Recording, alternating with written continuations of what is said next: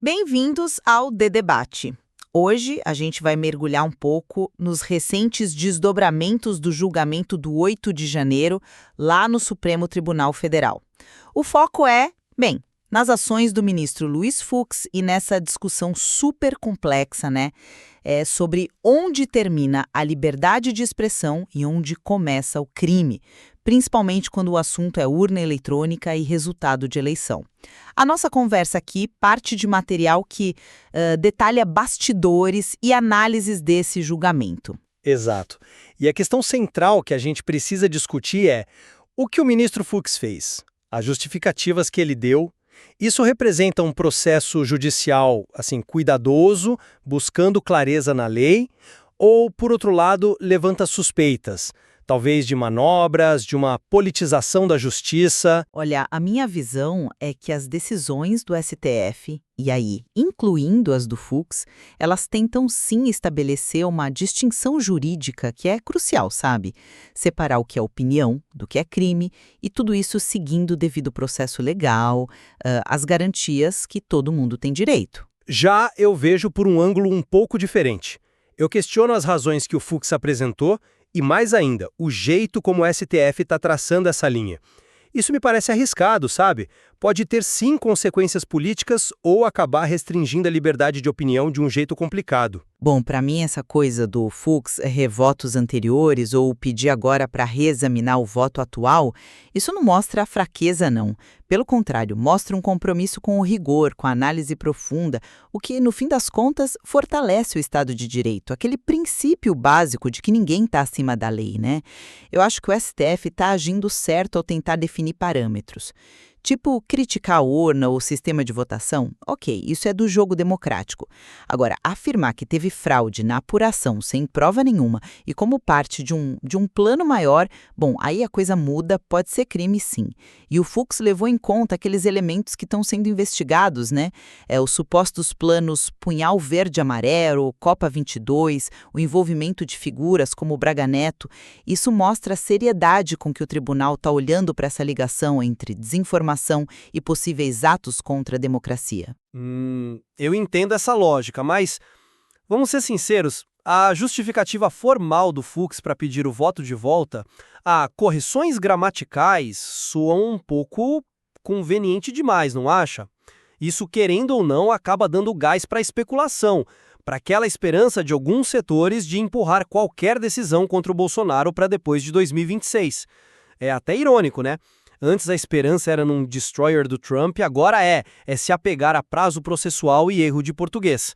E essa linha que o STF tenta desenhar, no exemplo do filme que a fonte cita, parece simples. Uma coisa é opinião, outra é acusação falsa. Mas na prática política, será que isso não vira uma ferramenta para classificar como crime qualquer crítica mais dura? Como a própria fonte menciona, falando de possíveis excessos do sistema. Isso me preocupa bastante. Entendo a sua preocupação com a percepção, é verdade, mas olha, revisão de voto, mudança de prazo, isso faz parte da dinâmica de um processo complexo. Tinha uma data limite, aí recontaram o prazo segundo o regimento, surgiu outra. Acontece.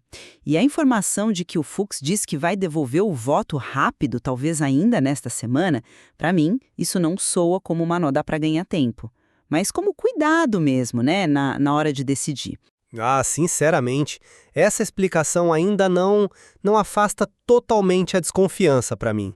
Mesmo que não seja a intenção dele adiar, o ato em si, pedir o voto de volta, ainda mais com essa confusão de prazos, cria um espaço, um vácuo que, claro, vai ser preenchido com especulação de adiamento.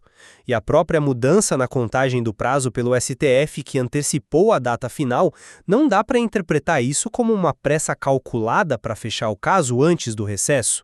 Isso acaba alimentando justamente a narrativa de politização.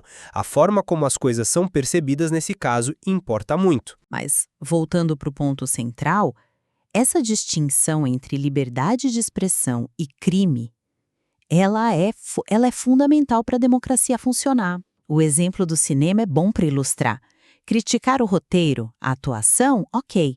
Agora, acusar o diretor sem prova nenhuma de um crime grave, Aí não pode, né? O objetivo do STF, me parece, não é calar quem critica a urna, mas sim responsabilizar quem fabrica e espalha fake news de forma organizada, sistemática, com o objetivo claro de minar a confiança no processo eleitoral, ainda mais quando isso parece conectado a planos maiores. É uma colocação importante, sem dúvida.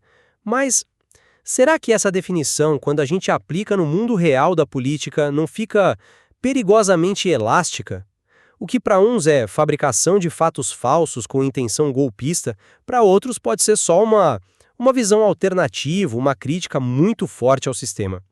A gente não corre o risco de usar essa régua para transformar a oposição política, mesmo que dura, em ato criminoso? Isso pode acabar diminuindo o espaço para o debate que é essencial. É um risco a se ponderar, concordo.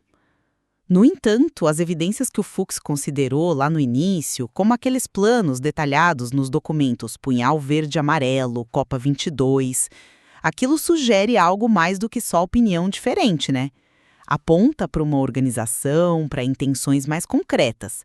Claro, existem os argumentos que tentam diminuir o peso disso. Aquela pergunta irônica: quem vai cometer um crime e tem dificuldade para pegar um táxi? Mas, ainda assim, essas provas indicam a seriedade da investigação sobre uma possível conspiração onde a desinformação seria, digamos, uma ferramenta-chave. E esses mesmos contra-argumentos que você citou mostram exatamente isso, que a interpretação dessas evidências não é única, não é um consenso. Detalhes como essa suposta dificuldade logística dos planos levantam dúvidas reais sobre a viabilidade, sobre a seriedade mesmo desses planos. Dependendo de como você olha, essa narrativa de uma conspiração super articulada pode sim parecer um pouco forçada para encaixar tudo.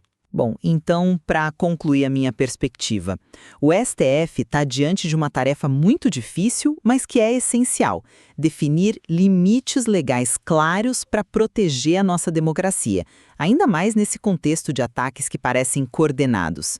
As ações do Fux, mesmo que gerem debate e interpretações diferentes, para mim elas fazem parte desse esforço judicial legítimo, um esforço para garantir clareza e responsabilização. Eu finalizo reforçando meu ponto. Independentemente das intenções por trás, essas movimentações no processo e justificativas como essa das correções gramaticais, elas acabam gerando, não tem jeito, desconfiança sobre a imparcialidade de tudo isso. A percepção de que o processo está politizado é um fator real e é prejudicial, principalmente quando a gente está falando dessa fronteira tão delicada entre liberdade de expressão e a criminalização do discurso político. Fica claro, né, que a situação tem muitas camadas, muitos lados, e que existem preocupações e argumentos válidos vindos de diferentes perspectivas. Sem dúvida nenhuma. A análise desse material mostra uma complexidade que exige que a gente continue acompanhando de perto. Não tem resposta fácil nem uma única interpretação correta para os fatos.